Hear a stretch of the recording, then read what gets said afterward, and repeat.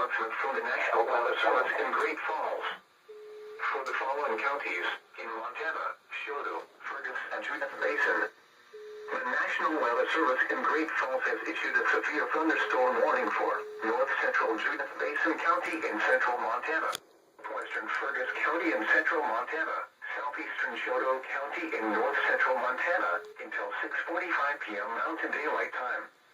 At 6:09 p.m. Mountain Daylight Time, a severe thunderstorm was located 13 miles south of Geraldine, or 17 miles north of Stanford, moving northeast at 60 miles per hour.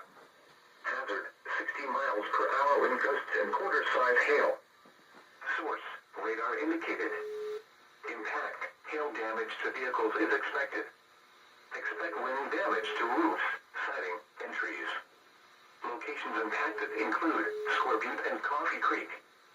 For your protection, move to an interior room on the lowest floor of a building.